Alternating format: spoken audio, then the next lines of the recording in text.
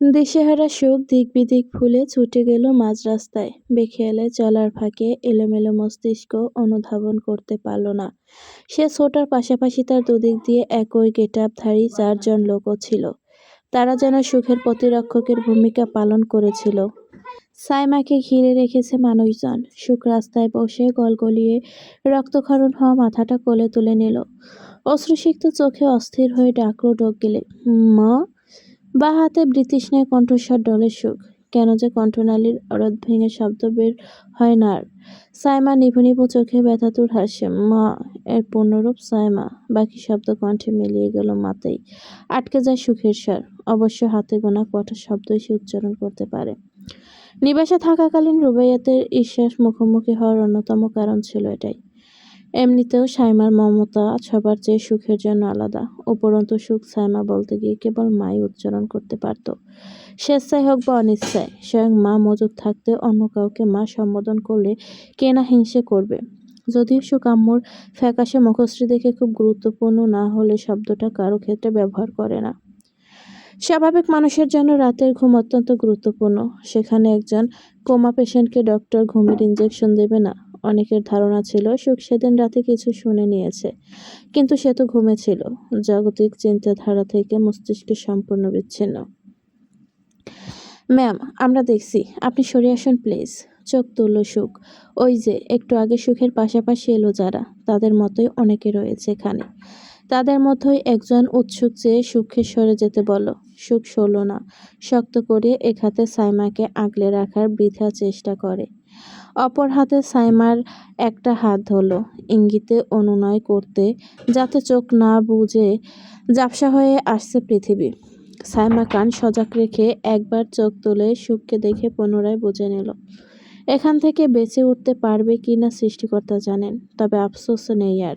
শেষ মুহূর্তে এসে মিথ্যে হলেও সুখ তাকে মাতো ডেকেছে। কতদিন পর এই ডাক শুনল। ও বাড়িতে কতবার যে সুখের মুখ থেকে এই শব্দ বের করতে ইচ্ছে করে হোঁচট খেয়ে পড়েছে। ফল কাটতে গিয়ে হাত কেটেছে, রান্না করতে গিয়ে জ্বলন্ত আগুনের তাপ গায়ে লাগিয়েছে, হিসেব নেই। সত্যি সত্যি সুখ দূর থেকে তা দেখে সাইমা বুয়া বলতে গিয়ে কেবল মা উচ্চারণ করেই ছুটে আসত। বর্ণ উপস্থিত হন্তদন্ত। সুখকে সরিয়ে নিয়ে জড়িয়ে রাখল বুকে। মেয়েটার শরীর কাঁপছে থরথর। চোখ ছাপিয়ে ঝরঝর অশ্রুকণা গড়িয়ে পড়ছে। স্বভাষায় বুঝাচ্ছে, বুয়া, ওনাকে বাঁচান। কষ্ট হচ্ছে তো তার। রক্ত। রিল্যাক্স, কাম ডাউন। হসপিটাল নিয়ে যাওয়া হচ্ছে তাকে। হিমোফোবিয়া তৈরি হয়েছিল সুখ, অথচ আজ দিব্যি রক্ত গায়ে জড়িয়ে আছে। বুকের ভেতরটা কেমন যেন করছে। মনে হচ্ছে বুক থেকে কিছু একটা হারিয়ে যাচ্ছে ছিঁড়ে খুঁড়ে। সাইমাকে কোলে তুলে নিয়ে গাড়ির দিকে ছুটে চলল একজন। তার সাথে আরও 4টে লোক। সুখ তাদের আগেও দেখেছে এই পোশাকে। যেখানে বর্ণর উপস্থিতি থাকে তার আশেপাশে দেখেছিল হয়তো। তারা কি বর্ণকে প্রোটেক্ট করে সব সময়? বর্ণর বাহু ধরে ঝাঁকালো সুখ, বোঝায়, আমিও যাব বুয়ার সাথে। ওনার তো কেউ নেই। বর্ণর তার মাথায় হাত বুলিয়ে ছোট্ট বাচ্চাকে সান্ত্বনা দেবার মতন আদর মিশিয়ে বলো, যাব আমরা। Relax and take a deep breath. সব ঠিক হয়ে যাবে। বর্ণ বলেছিল সব ঠিক হয়ে যাবে, অথচ কিছুই ঠিক হলো না। এই মারাত্মক দুর্ঘটনা সাইমার পা দুটো প্যারালাইজড করে দিল। গলার স্বর কেড়ে নিল, এমনকি অর্ধচেতন বানিয়ে ছাড়ল। বলতে পারে না, নিজ হাতে খেতে পারে না, চলতে পারে না। কেবল পিটপিট করে চোখ মেলে তাকায়, অদৃশ্য চেয়ে থাকে নিশ্চুপ। রুবাইয়া দীর্ঘ শ্বাস ছাড়লেন। আজ সাইমার ডিসচার্জ। তিনি খুব স্বাভাবিকভাবেই বললেন তামির সাহেবের দিকে চেয়ে, ওকে শিখদে নিবেশে নিয়ে যাওয়া হোক। রুবাইয়াতের মুখে বিস্ময়কর একটা বাক্য, তবে আজকের এই মুহূর্তে এটা না বললেও নির্দ্বিধায় তাকে অকৃতজ্ঞদের কাতারে ফেলা যেত। আইজাও ছোট যার সাথে একমত হলেন।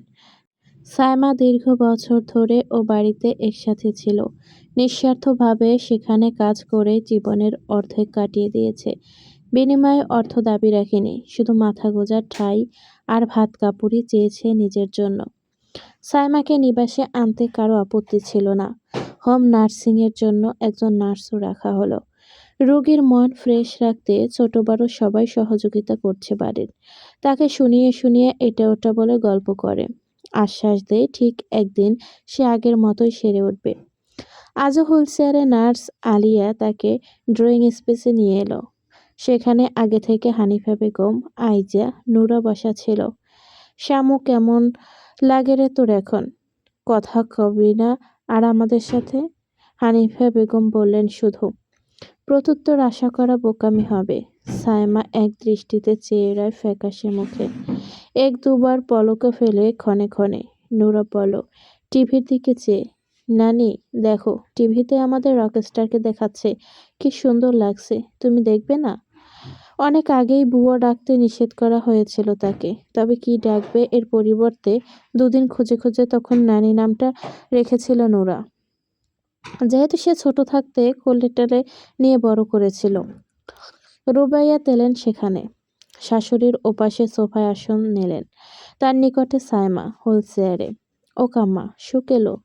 সুখ গিয়েছে ফাহার বাড়ি, ফাহার বিয়ে আজ। রুবাইয়া সায়মা থেকে দৃষ্টি সরিয়ে নূরাকে জবাব দেয়, এলে দেখতে না? তার অপেক্ষাতে দুপুর থেকে তো এখানে বসেই আছো মা। একা একাই গেল, নিয়ে গেল না আমায়? মানুষ এমন বেরহম কিভাবে হয়? সায়মার জন্য মেডিসিন খুলতে খুলতে ফিক করে হেসে ফেলল আলিয়া। হানিফা বেগম বলেন, আরও যাও খালার বাড়ি। আমার কি দোষ? রুস্মিতা চণ্ডীর একা যেতে ভয় করছিল বলে আমাকেও নিজের সাথে ঝুলিয়ে নিয়ে গেল শুধু শুধু। আর রাজাকারটাকে। নূর আইজার স্বর গম্ভীর। সন্তানের ক্ষেত্রে এটাকে শাসনের সুর বলা হয়। নূরা ঠোঁট উল্টে পাল্টে মিনমিনিয়ে বলল, রাজবীর ভাইকে তাড়াতাড়ি এখানে পৌঁছে দিতে বললাম এতবার, তাও দিল না। বিড়বিড় করলো, রাজাকার একটা। ফের বিড়বিড় করে ফুঁসে ওঠে, রশ্মিতা চণ্ডী, তোকে আমাদের বাড়ি কে আসতে বলেছিল? আমি? এলি যখন, আমাকে নিয়ে কেন গেলি? সুখ আজ চলে গেল আমাকে রেখে। মুখ গুজ করে রাখে নূরা। বাড়িটা আজকাল শান্ত, নীরব হয়ে থাকে। অভ্র নেই, তার উপর বাড়িটা ফাঁকা ফাঁকা করে দিয়ে তুফাও বিয়ে করে শ্বশুর বাড়ি চলে গেছে। নূরার সঙ্গে হিসেবে এখন দুজনই, টমি আর সুখ। সেদিন তো বর্ণ আর সুখের মাঝে বসে বলো, আমার আর এ বাড়িতে থাকতে ভালো লাগে না, কান্না পায়। সুখ, তুমি তাড়াতাড়ি বেবি কিনে আনো না। নূরার ধারণা দুজন ছেলে মেয়ের বিয়ে হলে বেবি কিনতে পাওয়া যায়, এর বাইরে বিশেষ কিছু করতে হয় না। অবশ্যই ধারণা এমনি এমনি তৈরি হয়নি। আইজেই ছোটবেলায় তাকে বলেছিল একবার, বেবি কিনে আনতে হয়। এক ধ্যানে সায়মাকে দেখছিলেন রুবাইয়াত। প্রায়শই দেখেন, কত উদার, পাষাণ, কত নিষ্ঠুর, ধৈর্যশীল এই মহিলা। সে তো কলিজা ছিঁড়ে কেউ নিয়ে নেওয়ার হুমকি দিলেও পারত না সুখকে অজানা অচেনা কারো হাতে তুলে দিতে। দিনের পর দিন, বছরের পর বছর সুখ অন্য কাউকে মা ডাকছে তার সামনে, যেটা ভাবতে গেলেই বুকটা ঈষৎ ফেটে যেতে চায়। সেখানে এই মহিলা এত বছর কিভাবে দিন যাপন করলো? ধীরে হাতটা সাইমার হাতের উপর রাখলেন, ভীষণ ভীষণ কৃতজ্ঞতা নিয়ে এই মহিলাটির প্রতি। এখানে সাইমা আমৃত্যু থেকে যেতেই পারে, তবে ওনার একটাই চাওয়া, অতীতের সেই কঠিন সত্যিটা মুখ যেন কখনো জানতে না পারে। মেয়ের বেলায় তিনি বড্ড স্বার্থপর ছিলেন, এখনো আছেন, হয়তো আজীবন থাকবেন। ফাহার বিয়েতে সবাই কত মজা করছিল, হইচই, নাচ গান, আরও কত কি। অথচ অসহায়ের মতো সুখ শুধু দূর থেকে দেখে গেছে সব, তাতে সামিল হতে পারেনি। আসফিয়ান বর্ণ নামের মহাপুরুষ একজন আছেন না, তার নিষেধাজ্ঞার কারণে। শুধু তাই নয়, কনেকে বিয়ের গাড়িতে তুলে চাকা একটু ঘুরতে না ঘুরতে তাকে ধরে বেঁধে তাদের বাড়ি থেকে নিয়েও এলো। গাড়ি চলছে নিজস্ব গতিতে, কোথাও যাচ্ছে কে জানে। তবে এটা শিওর, এই রাস্তা বাড়ির পথে নয়। ড্রাইভিং করছে বর্ণ, ভাবভঙ্গি নির্বিকার, পাশে মুখ কুঁচকে সিটে মাথা এলিয়ে সুখ চোখ বুঝে। বিয়েতে যাওয়ার অনুমতিই দিচ্ছিল না পাষাণরা। পরে কত কি করে রাজি করিয়েছে, সেটা বিরাট এক ইতিহাস। ঘাড়ে গলায় আলতো আঙুলের বিচরণ পেয়ে ধীরে চোখ মেলল সুখ। চোখ উল্টে মাথা ঘুরতেই আসফিয়ান বর্ণ আবদার করল যেন, একটা চুমু চুরি করিব।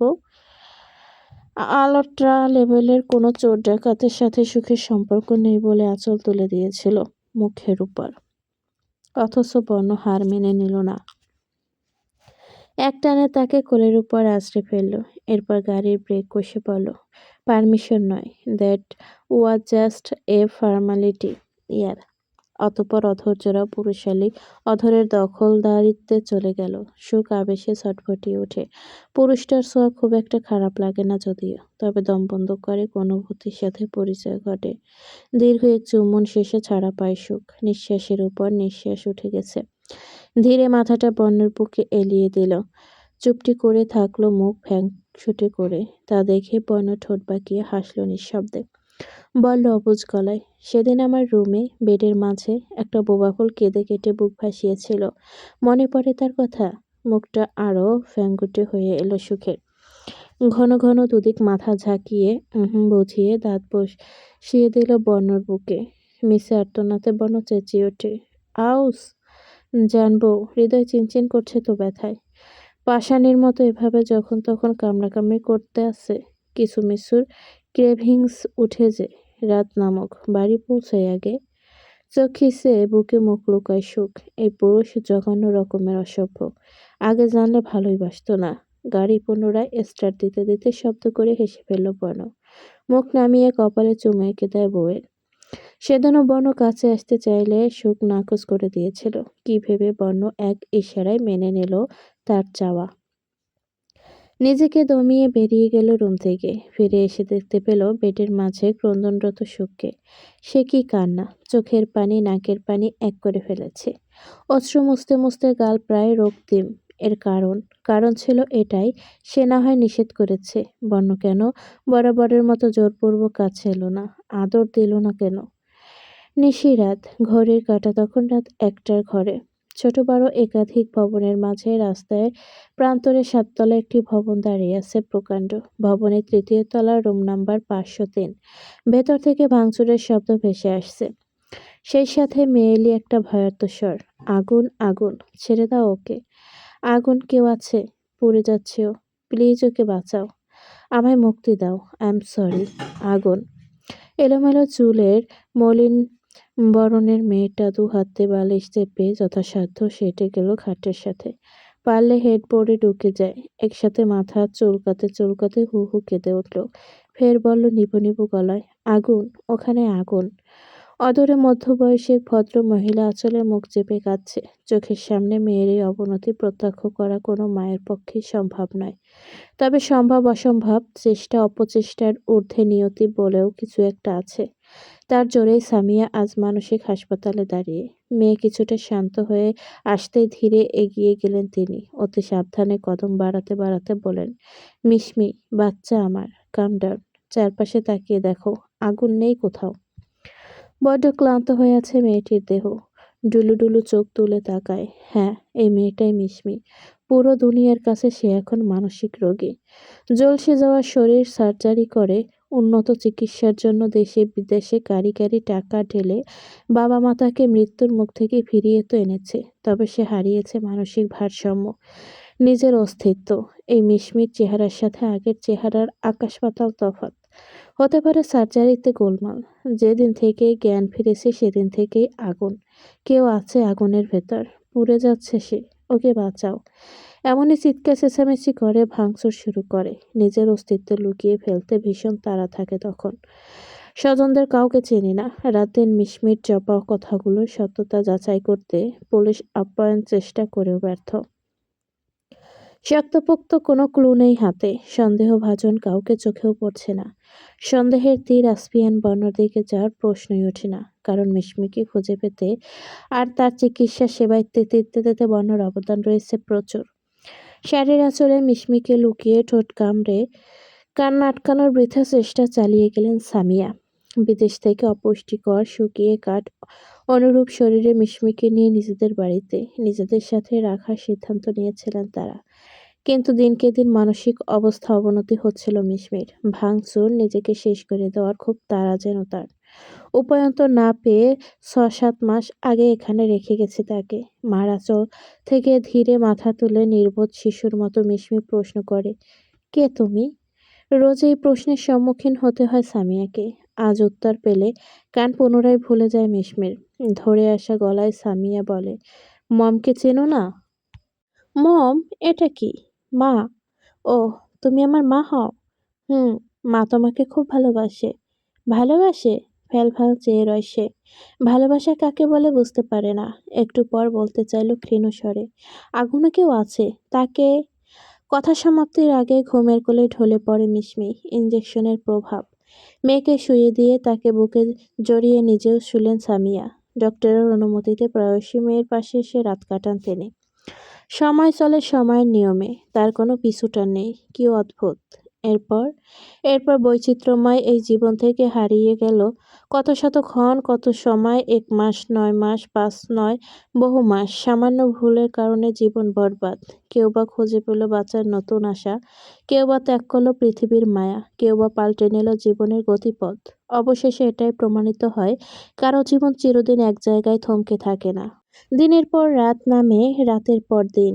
এভাবেই হায়াতের দিন থেকে এক-একটা দিন বিয়োগ হয়ে মানুষ অবচেতনে ধাবিত হচ্ছে শেষ পরিণতির দিকে। অথচ নির্বোধ মানবকুল তখনও দুনিয়ার মোহে ডুবে বিভোর। আফসোস, জেসি আর তার মিস্টার অ্যারোগেন্ট মিলে একটু নতুন জীবনে পদার্পণ করেছে এর মধ্যে। সেই চঞ্চল হরিণীর মতো ছটফটে মেয়েটাও মা হতে যাচ্ছে। কত আনন্দ, প্রতিজ্ঞা, কত যত্ন, কত শত স্বপ্ন, কল্পনা জল্পনা। অতীত ভুলে তারও পরস্পরের কাছাকাছি এসেছিল। গভীর স্পর্শে ছুঁয়েছিল একে অপরকে। সেই ধারা জারি রেখে আজও আসে ছুঁয়ে। তবুও জেসির দুঃখ ঘোচে না। আজও জানতে চাইলে কুমড়ো পটাশ লোকটা মুখের উপর বলে দেয়, তার জন্য কোনো মায়া মহব্বত, ভালো লাগা, ভালোবাসা নেই। ব্যাস, কোনো এক আকর্ষণে দুজনের মাঝে এত কিছু হয়ে গেছে। সেদিন তো জেছি দাঁতে দাঁত চেপে হাতের কাছে যা পেয়েছে তাই ভাঙচুর করা শুরু করে দিয়েছিল। ম্যানারলেস, ইউজলেস লোক। ইজ্জত হরণের পরও নাকি বুক উঁচিয়ে বলে, তার জন্য কোনো অনুভূতিই নেই। মেহেরাব তৈরি হচ্ছে হসপিটালের জন্য। সকাল ৯টা বেজে ৪৫ মিনিট। আয়নায় নিজেকে দেখতে দেখতে একবার কাউসের সরু চোখে চেয়ে থাকা জেসিকে পরখ করল। ঘড়ির চেইন আটকানো শেষে তার দিকে ফিরল চুলে হাত বুলিয়ে। কি ব্যাপার, ভাবছো কি? অনেক কিছুই। কি কি? আপনাকে বলবো কেন? আমি চিনি আপনাকে। সেটা অবশ্য চেনো না। অপরিচিত কাউকে যাতা শেয়ার করা ব্যাড হ্যাবিট। বলো না বরং। মুখ বাঁকিয়ে বিড়বিড় করে যেছে। নিঃসন্দেহে মেহেরাবকে বকা ছাড়া ভালো কিছু বলেনি। সে এগিয়ে এলো, জেসির মুখটা দুহাতের আজলায় ভরে কপালে ঠোঁট ছুঁয়ে ছেড়ে দিল খানিক বাদে। এরপর বাপখানা এমন করল যেন পথের কিনারে বসে থাকা জেসিকে দয়া দেখিয়ে একটা শুকনো চুমু দিয়েছে মাত্র। হাতের ফাইলটা মেলে আর চোখে জেসিকে দেখে মেহেরাব জানতে চাইল, রাগ এখনো কমেনি? হাত কসলাতে কসলাতে জেসি বৃতৃষ্ণা নিয়ে জবাব দেয়, না। কমানোর চেষ্টাও করনি? আপনি রাগিয়ে দিয়েছেন, আমি কেন চেষ্টা করব? অগোচরে ঠোঁট কামড়ে হাসে মেহেরাব। মাথা ঝাঁকিয়ে বলো, তাও ঠিক। রাগিয়ে যেহেতু আমি দিয়েছি, রাগ ভাঙানো আমার দায়িত্বের মধ্যেই পড়ে। থেমে বলল ফের, তো চলো রাগ ভাঙিয়ে নিয়ে আসি। জেসি তড়াক করে তাকায়। কোথায় যাব? তুমিই বলো, কোথায় নিয়ে গেলে খুশি হবে? ভাইয়ের কাছে। ওকে, গ্রেট। মেয়েটা লাফিয়ে উঠে মেহেরাবের গলায় ঝুলে পড়ল চোখের পলকে। সত্যি? মেহেরাব দুহাতে আগলে রেখে তার চোখের চঞ্চলতা লক্ষ্য করে একদৃষ্টে চেয়ে রয়। এরপর গম্ভীর হয়ে বলল, নো লাফালাফি, ভুলে যেও না। এখন তুমি একা নও, নিজের ভেতর আমার অংশ ধারণ করে আছো। ওহো, সব আপনার? আমার কোনো ক্রেডিট নেই? বুকে আচ্ছা মতো একটা কিল বসিয়ে দিল শেষে। জেসিকে এই পর্যায়ে নিজের সাথে আরো শক্তভাবে আঁকড়ে ধরল মেহেরাব। টুপ করে ঠোঁটে একটা চুমু দিল। এরপর কপালে আলতো টোকা দিয়ে বলল, অস্বীকার করার উপায় নেই, থাকলেও থাকতে পারে একটু আধটু। ঠোঁটের আগায় প্রত্যুত্তর এসে হুড়মুড় করেও চুপ রইল জেসি। ঝগড়া করবে না এখন, ভাইয়ের কাছে যাবে। জিসান এখন একা নেই। মেহিকাকে বউ করে ঘরে তুলেছে মাসখানেক হবে। টোনাটুনির সংসার হয়েছে দুজনের। ফাঁকা বাড়িতে মানব বলতে তুফাই আছে শুধু। শ্বশুর শাশুড়ি ননদ দেবর এক আত্মীয়ের বাড়িতে গিয়েছে বিয়ে উপলক্ষে। তাকেও পই পই করে যেতে বলা হয়েছিল যদিও। ইদানিং শরীর দুর্বল দুর্বল লাগে, মাথা ঘুরায়। সমাগম তো একদমই সহ্য হয় না। তাই মূলত যাওয়া হয়নি। কিচেনে রান্না করছিল। মাহিরের পছন্দের চিংড়ি আর তিত করলা। প্যানে সব উপকরণ দেওয়া প্রায় শেষ। খুন্তি দিয়ে নেড়েচেড়ে দিচ্ছিল। হঠাৎ উন্মুক্ত উদরে কারা আঙুলের স্পর্শ পেতেই চমকে উঠে এক প্রকার ছিটকে দূরে সরে যেতে চাইল, তবে পারল না। এর আগেই দুহাতে বন্দী হয়ে গেল সে। ভয় পায় না জান, আমি তোমার জামাই। স্বস্তির শ্বাস ছাড়ে তুফা। ভয় পেয়ে গেছিল খুব। গমগমে স্বরে বলল, আপনার না বিয়েতে যাওয়ার কথা ছিল? কিন্তু গেলাম না। বাড়িতে এমন সুন্দরী বউ ফেলে অন্য বউ দেখে আমার লাভটা কোথায়? সে কথার উল্টো পিঠে কিছুই বলল না তোফা। তাড়া দিল, রান্না পুড়ে যাবে, ছাড়ুন এবার। রান্না কার জন্য? আমাদের জন্য নিশ্চয়ই। জি মশাই, এবার শান্তিতে রান্না করতে দিন আমায়। কখন এলেন? রুমে যান, আমি ঠান্ডা শরবত নিয়ে আসছি। জান গো, একা যেতে ভীষণ ভয় লাগছে। বুকে হাত রেখে একবার অনুভব করো, ভয় কলিজাটা লাফিয়ে বেড়াচ্ছে। হোয়াট? তুফা নাক কুঁচকায়। বাচ্চা নাকি? দিন দুপুরে রুমে একা যেতে ভয় পাচ্ছে? নাটক। মাহির প্রত্যুত্তর না করে গ্যাস অফ করে দিতেই মেয়েটা রেগে গেল। গ্যাস বন্ধ করে দিলেন কেন? খাবেন কি? ঠোঁট বাঁকিয়ে হেসে সরু চোখে তাকালো মাহির। সেই দৃষ্টি অবলোকন করে তোফা নিজের দিকে এক ঝলক চায়। এরপর চোখের দৃষ্টিতে মাহিরকে সাবধান করলো, যেন নজর সংযত রাখে। অথচ মাহির এক ঝটকায় পচাকলা করে নিল তাকে। কিচেন থেকে বেরোতে বেরোতে বলল, আজ ভাত খেয়ে পেট পুজো করব না। পুরো বাড়ি ফাঁকা আছে। এই তো সুযোগ। বউয়ের সাথে হাঁটুটু খেলবো, চুমো খাবো আর জীবন কতই না অদ্ভুত। সূচনা লগ্নে আমরা সমাপ্তির জন্য যা আগে থেকেই পরিকল্পনা করে রাখি, সময় সময় উপসংহারে এসে তার বিপরীতও ঘটে, যা আমাদের কল্পনাতীত। এই যেমন আসফিয়ান বর্ণ, যাকে শাস্তি দিতে আজ সে হাজারো অধিক সদস্য নিয়ে গঠিত আই গ্যাংয়ের চিফ, যাকে তিলে তিলে শেষ করবে বলে দীর্ঘ ৩ বছর ব্যয় করে জঙ্গলের গহীনে মাটির নিচে টর্চার হাউস করেছিল, আজ তাকেই নিজের ভাইয়ের পরিচয় নিবাসের দোরগোড়ায় দাঁড় করিয়েছে। সেটা অবশ্য শুধু এবং শুধুমাত্র মার মুখের দিকে চেয়ে। এ ভদ্রমহিলার দীর্ঘ বছরের অপেক্ষার অবসান ঘটাতে যে ছেলের জন্য তিনি আজও পথ চেয়ে বসে থাকেন, অপেক্ষার ফল নাকি মিষ্টি হয়, সৌরভে মেওয়া ফলে। বর্ণ জেসবকে শেষ করে দিলে মায়ের অপেক্ষা সব বৃথা চলে যেত না? তবে এত সবের মাঝে সে তার কথা অটুট রেখেছে। পৃথিবীর বুক থেকে জোসেফ জোয়াদ্দার নামটা মুছে দিয়েছে। সেই মুহূর্ত থেকে নতুন এক চরিত্রের সূচনা করেছে। তার নাম আব্রাহাম রন। হুটহাট নতুন এক সদস্যের আগমন, যার দাবি সে এই পরিবারের রক্ত, আজাদ শিকদারের সন্তান। সকলের দৃষ্টি যখন একের পর এক প্রশ্ন, অবুঝপনা, ঠিক তখনই হানিফা বেগম মুখ কুঁচকে প্রশ্ন করলেন, আইজা কি চলতেছে এখানে? এই ছোকরা বর্ণ দাদুভাইয়ের যমজ মানে? তুমি যমজ ছেলে পয়দা করছিল কবে? আমি জানি না কেন? আইজা এদিক ওদিক নজর লুকিয়ে বলেন, মা, আপনি তো অসুস্থ ছিলেন সে সময়, হসপিটালে যেতে পারেনি। সেদিন জোড়া বাচ্চা হয়েছিল আমার। কি যেন ভেবে হড়বড়িয়ে বলো, রিকেশ সম্পর্কে জানেন নিশ্চয়ই। জন্ম দিয়েই রনকে চুরি করে নিয়ে গেছিল সে। হানিফা বেগম বিশ্বাস করলেন বলে মনে হলো না। হসপিটালে মায়ের বুক থেকে একজন বাচ্চা চুরি করে নিয়ে গেল, আর মা এত বছর চুপ ছিল? কোনো আহাজারি নেই, কোনো আর্তনাদ নেই। কি লুকাইছো আমার থেকে বৌমা? যা লুকাচ্ছি তা আপনি কখনো জানবেন না মা, আর না আমার বর্ণটা জানতে পারবে। বিড়বিড় করে আইজা পরক্ষণে বড় করে বলেন, কিছুই লুকাচ্ছি না মা। আমার জোড়া বাচ্চার কথা আমি নিজেও জানতাম না। পরে পরে জানতে পেরেছি। যতক্ষণে জানতে পেরেছি তখন খুব দেরি হয়ে গেছে মা। আমার বাচ্চা আমার ধরাছোঁয়ার সাধ্যে চলে গিয়েছিল। ঠোঁট কামড়ে দমিয়ে রাখতে চাইলেন কান্নাগুলোকে, কথা বের হচ্ছিল না গলা দিয়ে। পরে আজাদ সাহেব এসে মাকে বুঝিয়ে দিয়ে বিশ্বাস করালেন যে আব্রাহাম রন তারই সন্তান। কিভাবে কি বলে সবাইকে বুঝ করেছে তা আইজা জানেন না। তিনি ছেলেকে বুকে জড়িয়ে বসে রইলেন। কত বছর প্রতীক্ষার পর অবশেষে ছেলেটার সান্নিধ্য পেয়েছেন তিনি। ছুতে পারছেন। তিনি তো অবশ্য ছেড়ে গিয়েছিলেন একসময়। রনের চেহারা জোসেফের সাথে ছিটেফোঁটাও মিল নেই এখন। আবার টুইন হওয়ার খাতিরে বর্ণর সাথেও না। আসফিয়ান বর্ণ কি বোকা? জীবদ্দশায় তার জেরক্স কপি তৈরিতে সম্মতি প্রদান করবে কখনো স্বেচ্ছায়? এক দেখায় রনকে যে কেউ বলবে সুদর্শন পুরুষ, চোখের মণিও কুচকুচে কালো। অবশ্য আগে নীলমণি হওয়ার রহস্য আলগা লেন্স। বর্ণর চোখে যত বিরক্তি, ভেতরের আত্মাটা প্রতিহিংসায় জ্বলে দাউ দাউ। রনের প্রতি সবার এত ভালোবাসা চোখের সামনে সহ্য হচ্ছে না আর। দেখো কেমন ঘিরে রেখেছে সবাই। তড়াক করে ভুরু উচালো বর্ণ। তার মনোভাব ছোটবেলা বাচ্চামো দেখা দিচ্ছে নাকি? ওকে আদর করছে, আমায় কেন করছে না? এমন গলা খাকারি দিয়ে বৃতৃষ্ণা নিয়ে আর চোখে তাকালো।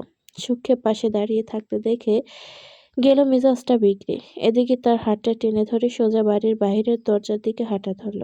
এসব আর নেওয়া যাচ্ছে না, বিশেষ করে জোসেফ। না, এখন তো সে রন। সবার মধ্য থেকে উকি দিয়ে বর্ণকে ইশারায় বুঝিয়ে দিচ্ছিল, তোর সব ভালোবাসায় এবার থেকে ভাগ বসাবো আমি, পারলে আটকে দেখা। Let's see you stop it. All the best. দাঁতে দাঁত চেপে বর্ণ অস্ফুট ঠোঁট নাড়ায়। আমার বেড়ার আমাকেই বলে মাও। ইন্টারেস্টিং।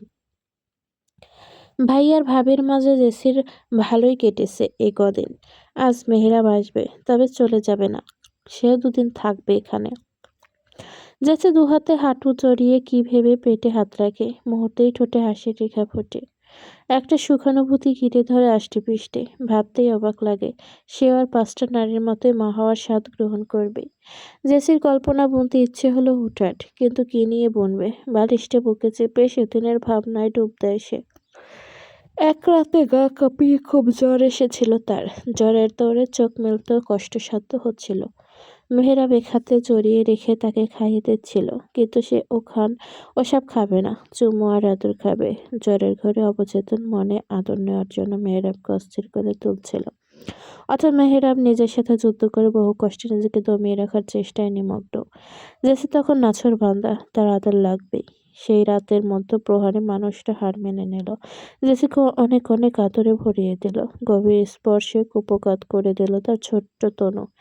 কানের নিকটে মুখ নিয়ে তার অগোচরে অভিযোগ করল, নিজের মায়া এত বীভৎসভাবে না বাঁধলেও পারতে মিসেস। এখন মুক্তির কি উপায়? সেই রাতের একান্ত মুহূর্তের দৃশ্যগুলো কল্পনা করে আজও লজ্জায় নুয়ে পড়ে জেসি। রক্তাক্ত গাল লুকাতে বালিশে মুখ গুজে দেয় তড়িঘড়ি করে। বুকটা পিটপিট করছে, গলা শুকিয়ে আসে। ফোনের শব্দে ধ্যান ভঙ্গ হয় জেসির।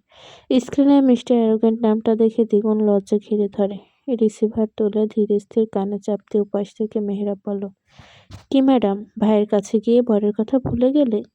জেসি নড়েচড়ে বসে নিজেকে স্বাভাবিক করে জবাব দেয়, বরের বাড়ি থাকলে যখন ভাইকে ভুলে থাকতে হয়, তবে ভাইয়ের কাছে এসে বরকে ভুলে গেলে কেন এত আপত্তি স্যার?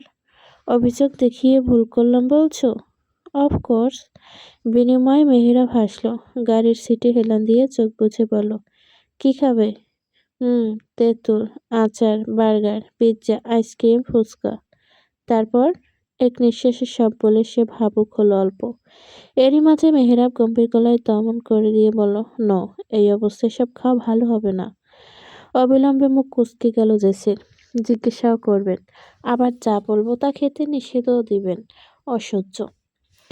এরপরও মুখ বুঝে সহ্য করে নিতে হবে মিসেস। এটাই যে কপালের লেখন। মেহেরাব দুঃখ প্রকাশ করে। What a pity.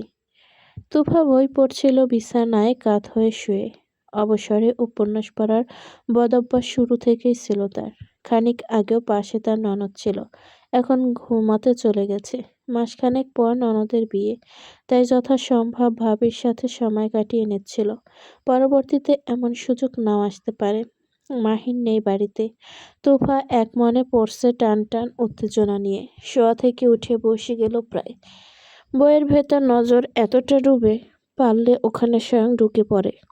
কখন মাহির দরজা পেরিয়ে রুমে এলো আর তার হাবভাব পরখ করে কখন বাথরুমে ঢুকলো বুঝতেই পারল না। আকম্মত কোলে কেউ মাথা রেখে কোমর চাপটে ধরতেই কেঁপে উঠল মেয়েটা। ঢোক গেলে মাহিরকে দেখে বলল, এভাবে না বলে কই কেউ চাপটে ধরে? পরক্ষণে বুকে ফু দিল। প্রত্যুত্তরে মাহির একটানে বই কেড়ে নিয়ে সেন্টার টেবিলে টিল মারার মতো ছুঁড়ে মারল। আরে আরে, পড়ছিলাম তো, ভীষণ ইন্টারেস্টিং কাহিনী। মাহির মৃদু হাসল, আবারও কোমর জড়িয়ে ধরে টুপ করে পেটে চুমু খেল শব্দ করে। বলল সন্দিহান সুরে, আমার চেয়েও ইন্টারেস্টিং? এতে করে লজ্জায় গুড়িয়ে গেল তুফা। সে প্রথম দিনের মতোই আজও তার লজ্জা লাগে এই পুরুষটি ছুঁয়ে দিলে, তবে আগের মতো অত্যাধিক নয়।